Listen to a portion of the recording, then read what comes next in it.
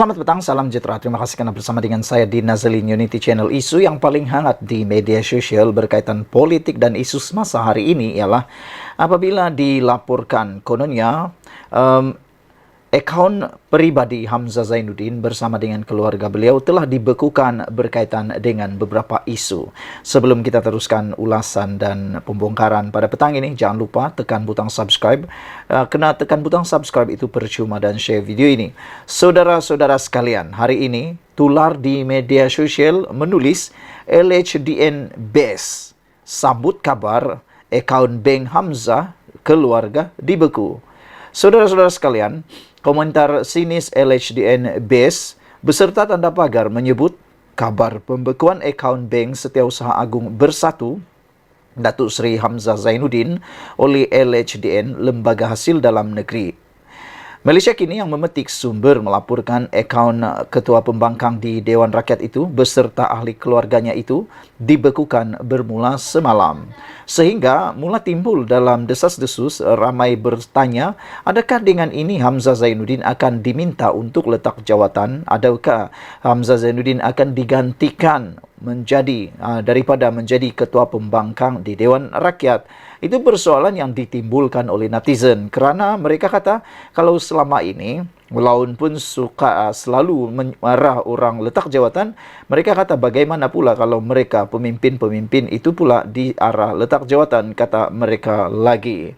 Saudara-saudara sekalian, pembekuan itu dipercayai berkaitan siasatan berterusan SPRM terhadap ahli Parlimen Larut berkenaan. Sebelum ini, rumah Hamzah Zainuddin dikatakan telah diserbu pegawai LHDN di Damansara, Kuala Lumpur pada Jun lalu. Dilaporkan serbuan kira-kira 11 pagi pada 14 Jun itu dilakukan susulan terdapat beberapa cukai yang tidak dilaporkan. Penguatkuasa LHDN juga dilapor turut merampas beberapa fail termasuk dokumen pemilikan aset dan akaun. LHDN Base demi bangsa atau demi negara tercinta. Demikian antara komentar ringkas netizen. Perkataan Base itu dipercayai sindiran kepada slogan Perikatan Nasional PN, iaitu PN Base yang diguna sejak pilihan raya umum ke-15 November tahun lalu. PN Base menerusi tawarannya ketika itu bertemakan prihatin bersih stabil dengan hala 7 Malaysia gemilang. Dalam masa yang sama ada juga menyindir minyak masak Base yang dilihat berkaitan kes anak Hamzah yang dihadapkan ke Mahkamah Session Seremban pada 4 April lalu. Muhammad Faizal Hamzah, 39 tahun, didakwa atas 9 pertuduhan mengemukakan dokumen palsu dan memiliki barangan kawalan minyak masak melebihi had dibenarkan tahun lalu. Faisal didakwa bersama Azizul Abdul Halim, 55 tahun, kedua-duanya pengarah rimba Merpati Sdn Bhd iaitu pemegang lesen minyak masak borong. Mereka didakwa memberikan maklumat palsu dengan mengeluarkan invoice palsu mengenai penjualan minyak itu kepada syarikat peruncit tempatan Pasar Segar Din Maju yang menyalahi Seksyen 8 dalam kurungan 4 Akta Kawalan Bekalan 1961. Saudara-saudara sekalian, ini memang mengejutkan semua apabila tular dan menjadi trending di media sosial dengan tanda pagar LHDN Base. Saudara-saudara, kita mengharapkan supaya isu ini dapat disegerakan diselesaikan supaya tidak ada yang mungkin teraniaya ataupun mungkin tidak dibela. Sekian dulu untuk kali ini. Jangan lupa tekan butang subscribe. Kita jumpa lagi. Bye-bye. Selamat petang, salam sejahtera. Terima kasih kerana bersama dengan saya di Nazalin Unity Channel. Saudara-saudara sekalian, ini satu perkara yang mengejutkan kita. Benarkah seorang ahli Dewan Undangan Negeri sah lompat parti? Itu menjadi persoalan kita.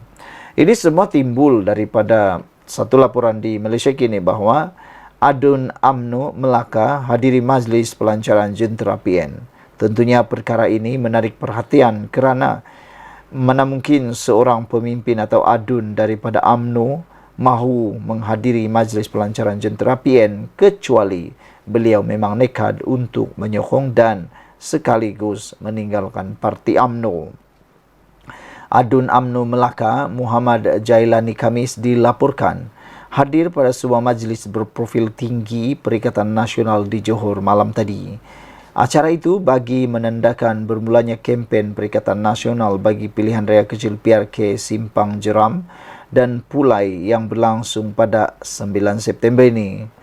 Kehadiran Jailani malam tadi diumumkan oleh Setiausaha Agung PAS Taqiyuddin Hasan yang memaklumkan ada rakan dari Melaka yang menyertai mereka.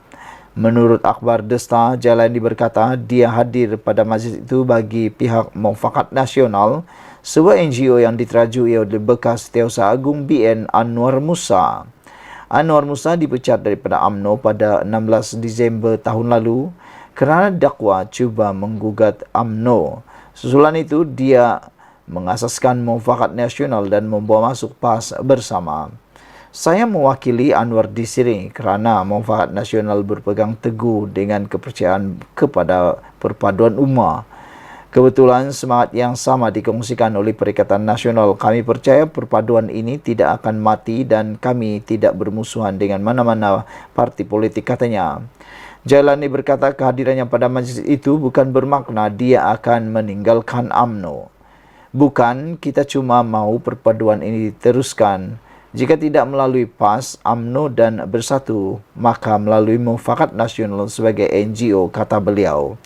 Perlu ada ruang untuk Parti Melayu duduk bersama dan bersatu, katanya lagi. Tindakan Jailani itu dijangka akan menimbulkan rasa kurang senang di kalangan pimpinan UMNO yang berikrar akan menyokong usaha kerajaan Pakatan Harapan dalam mempertahankan kedua-dua kerusi tersebut. Jailani dilantik sebagai Adun Rembia pada tahun 2018 dan atas tiket PKR sebelum berpaling tadah pada tahun 2020. Dia menyertai UMNO setahun kemudian. Setelah dipilih semula semasa pilihan raya Dewan Undangan Negeri Melaka 2021 atas tiket BN, dia dilantik sebagai anggota Exco Kerajaan Negeri Ketua Menteri ketika itu Sulaiman Mat Ali. Bagaimanapun, apabila Abdul Rauf Yusuf mengambil alih jawatan Ketua Menteri pada tahun ini, Jailani digugurkan. Jailani mempertahankan kerusi Rembia pada 2021 dengan meraih 41.6% undi pada Julai lalu. Dun Melaka meluluskan undang-undang anti lompat parti yang bertujuan mana-mana wakil rakyat daripada beling tada. Saudara-saudara sekalian, ini satu berita yang memang menggemparkan kita apabila seorang ahli Dewan Undangan Negeri daripada UMNO tiba-tiba pula bersama dengan pelancaran jentera Perikatan Nasional. Namun demikian, apa yang mengejutkan kita ialah tiada jalan untuk mereka cuba-cuba lompat parti kerana sekarang ini ada sudah undang-undang anti lompat parti. Sekian dulu untuk kali ini. Jangan lupa tinggalkan komen Anda, tekan butang subscribe. Kita jumpa lagi. Bye-bye. Selamat petang, salam sejahtera. Terima kasih kerana bersama dengan saya di Nazilin Unity Channel. Ini satu keputusan daripada Mahkamah LHDN yang amat mengejutkan seluruh rakyat Malaysia. Ianya berkaitan dengan Hamzah Zainuddin. Hari ini disahkan bahawa LHDN telah membekukan akaun bank Hamzah Zainuddin dan keluarga beliau. Lembaga Hasil Dalam Negeri LHDN dilaporkan mengambil tindakan membekukan akaun bank milik seorang pemimpin pembangkang dan ahli keluarganya.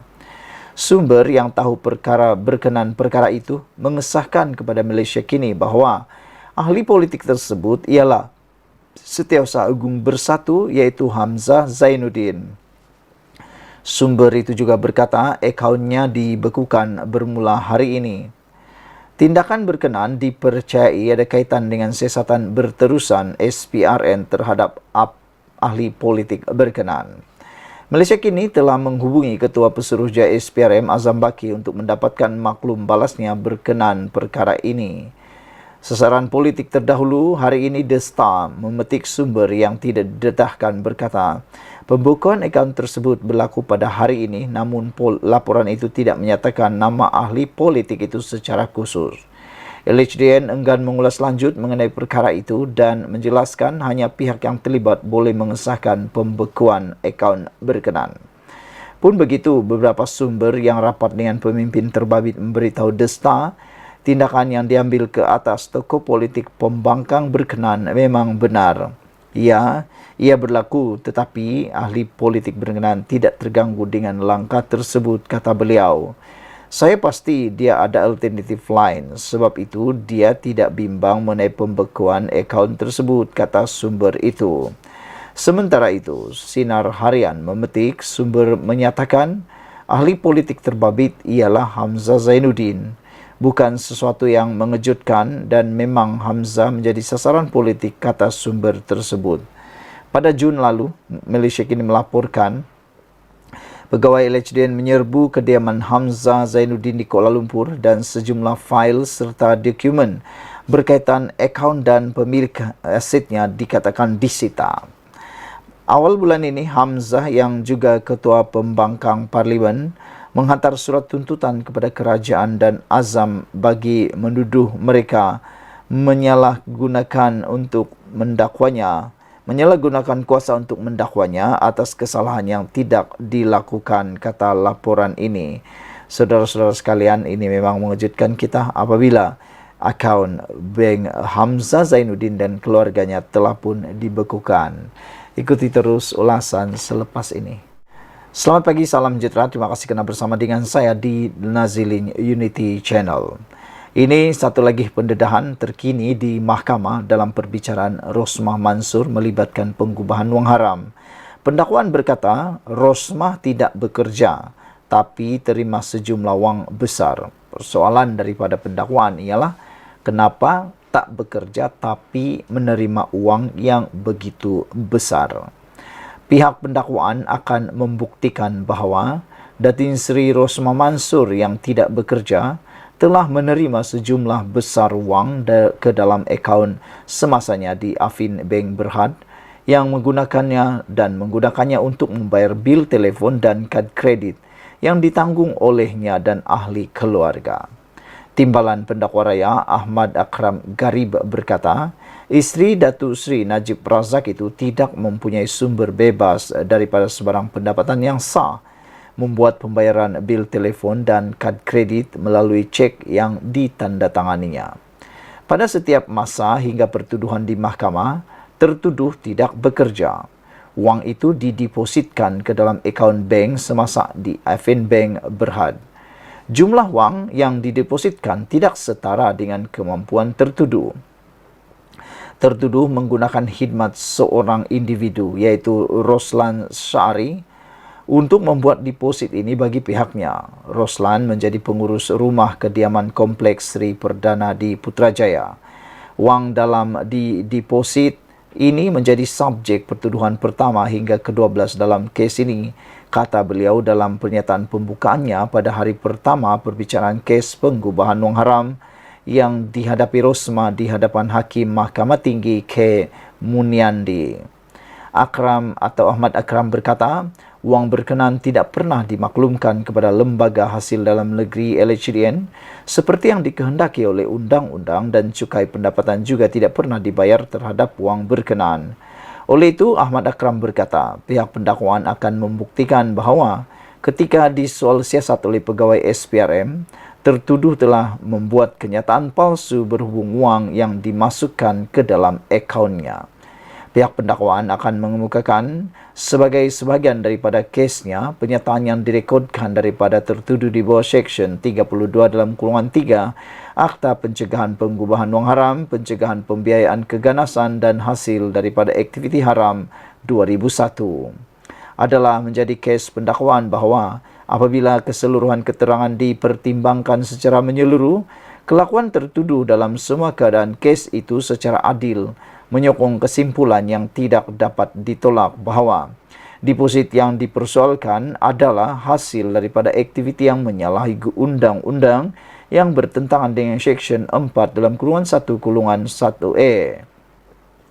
Bukti yang akan dikemukakan oleh pihak pendakwaan akan membuktikan bahawa deposit berkenaan boleh dipercayai secara munasabah sebagai harta yang merupakan hasil daripada aktiviti yang menyalahguna atau menyalahi undang-undang.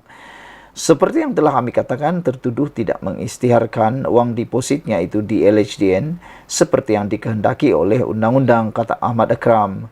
Beliau juga berkata, Istri bekas Perdana Menteri itu telah melanggar Seksyen 112 Akta Cukai Pendapatan 1967 yang merupakan kesalahan berjadual di bawah AMLA. Oleh itu, ia adalah satu kesalahan yang serius yang perlunya pelakunya merupakan aktiviti yang menyalahi undang-undang yang mengikut definisi pengubahan wang haram. Mengenai fakta yang disebutkan di atas, pihak pendakwaan akan menentukan bahawa tertuduh melakukan kesalahan pengubahan wang haram seperti yang didakwa dalam pertuduhan terhadapnya, kata timbalan pendakwa raya itu. Rosmah, 71 tahun berdepan, 12 pertuduhan pengubahan wang haram membabitkan RM7,97,750 dan 5 pertuduhan gagal mengisytiharkan pendapatannya terhadap LHDN. Beliau didakwa melakukan perbuatan itu di Afin Bank Berhad, bangunan getah asli Cawangan, Jalan Ampang di Kuala Lumpur antara 4 Disember 2013 dan 8 Jun 2017 dan di LHDN Kompleks Bangunan Kerajaan, Jalan Tunku Abdul Halim di Kuala Lumpur antara 1 Mei 2014 dan 1 Mei 2018. Saudara, ini ialah persoalan yang paling penting, yang paling besar harus kita ketahui. Rosmah tidak bekerja tapi terima sejumlah wang besar, kata pendakwaan. Kita jumpa lagi. Bye-bye. Selamat datang, salam sejahtera. Terima kasih karena bersama dengan saya di Nazilin Unity Channel. Wah, ini pasti satu pendedahan yang tak pernah Anda ketahui. Sejak akhir-akhir ini, kes tentang Rosmah Mansur dan Najib Razak sudah lama dilupakan. Tetapi ianya mula timbul semula apabila kes perbicaraan mereka mula dibuka semula. Ini memberikan pendedahan-pendedahan dan juga pembongkaran-pembongkaran rahsia dan isu yang ramai tak tahu dan kita pun tak pernah dengar. Hanya apabila di dalam mahkamah barulah sebarang isu itu dikeluarkan. Itu sebab saya kata, kalau nak saman lebih baik disaman di mahkamah, kerana apabila berlaku di mahkamah, pertikaian di mahkamah, perkara-perkara yang tersembunyi akan semuanya diketahui. Dan hari ini dikabarkan di mahkamah, disebut di mahkamah bahawa jurubank akaun Rosmah terima masa atau terima masuk lebih RM1 juta ringgit antara 2014 hingga 2017. Wah, ini satu nilai uang yang bukan sedikit tetapi amat baik, sangat banyak. Seorang jurubank hari ini memberi keterangan bahawa akaun Rosmah Mansur menerima masuk lebih RM1 juta antara 2014 dan 2017. Semasa perbicaraan pengubahan wang haram dan pengelakan cukai berjumlah RM7 juta hari ini ke atas isteri bekas Perdana Menteri Najib Razak, Nur Ashikin Abdullah dari Afin Bank berkata, terdapat 27 transaksi melibatkan RM1 juta ringgit. Mesin deposit tunai bank merekodkan transaksi yang melibatkan akaun yang berakhir dengan 0058, katanya lagi. Saksi pertama pendakwaan itu ketika membacakan kenyataan bertulisnya berkata bahawa deposit di cawangan bank di beberapa lokasi itu dilakukan antara 13 Oktober 2014 dan 8 Jun 2017. Menurut Ashikin, deposit sehari terbesar adalah RM62.350 di cawangan bank di Bangsar, Kuala Lumpur pada 7 Oktober 2015, manakala yang terkecil ialah RM3.300 di cawangan bank LTAT Kuala Lumpur pada 12 Disember 2015. Saudara-saudara sekalian, ini bukan satu jumlah yang kecil, ini jumlah yang amat banyak. Persoalannya ialah dari manakah uang itu dan mengapa dia masuk. Sekian dulu untuk kali ini. Jangan lupa tinggalkan komen Anda, tekan butang subscribe. Kita jumpa lagi. Bye-bye. Selamat petang, salam sejahtera. Terima kasih karena bersama dengan saya di Nazilin Unity Channel. Ini satu keputusan yang paling mengejutkan daripada mahkamah hari ini apabila disahkan Rosmah Mansur kalah lagi di dalam rayuan beliau di mahkamah. Dan pastinya ini akan memberikan pelbagai reaksi daripada netizen. Apa reaksi kamu terhadap kekalahan Rosmah Mansur dalam rayuan beliau di mahkamah ini? Sebelum kita teruskan ulasan kali ini, jangan lupa tinggalkan komen Anda, tekan butang subscribe. Saudara-saudara sekalian, wanita ini, yaitu hari ini hakim menolak menangguh kes penggubahan wang haram Rosmah. Wah, ini satu perkara yang kita tunggu-tunggu. Sebenarnya keputusan ini yang kita tunggu-tunggu, karena ada orang kata Anwar Ibrahim mungkin akan campur tangan, kata mereka. Tetapi dengan adanya keputusan-keputusan terkini daripada mahkamah seperti ini, maka terbuktilah bahawa Perdana Menteri Datuk Seri Anwar Ibrahim bebas daripada sebarang campur tangan di mahkamah. Hakim menolak tangguh kes pengubahan wang haram Rosmah. Mahkamah Tinggi Kuala Lumpur pagi ini menolak permohonan untuk menangguhkan kes pengubahan wang haram dan pengelakan cukai Rosmah Mansur berjumlah RM7 juta. Hakim Perbicaraan Jenayah K. Munaidi menafikan permohonan timbalan pendakwa raya Ahmad Akram Garib untuk mengosongkan perbicaraan yang dijadualkan hari ini bagi memberi masa kepada Jabatan Peguam Negara AGC meneliti surat representasi tertuduh. Peguam Utama Rosmah, Getam Ram Vincent, menyatakan bahawa pihak pembelaan tidak mempunyai bantahan terhadap permohonan penangguhan perbicaraan sambil menunjukkan bahawa isteri bekas Perdana Menteri yang kini dipenjarakan, Najib Abdul Razak, juga telah menghantar surat representasi kedua bertarikh 18 Ogos kepada AGC. Setelah mempertimbangkan hujahan daripada pihak dan kes ini belum selesai sejak 2018 dan ia tidak dilepaskan, hanya adil kepada tertuduh dan pihak pendakwaan untuk meneruskan kes itu, kata Muniadi. Jurubahasa mahkamah kemudian mula membacakan kepada Rosmah 12 pertuduhan penggubahan wang haram membabitkan RM7,97,750 dan 5 pertuduhan gagal mengisytiharkan pendapatannya kepada Lembaga Hasil Dalam Negeri LHDN untuk memulakan perbicaraan hari ini. Saudara-saudara sekalian, dengan keputusan luar biasa daripada mahkamah hari ini, maka ini akan memberikan kita satu petanda dan tunjuk bahawa negara ini sedang dalam jalan yang sangat bagus. Sekian dulu untuk kali ini. Jangan lupa tinggalkan komen Anda, tekan butang subscribe. Kita jumpa lagi. Bye-bye.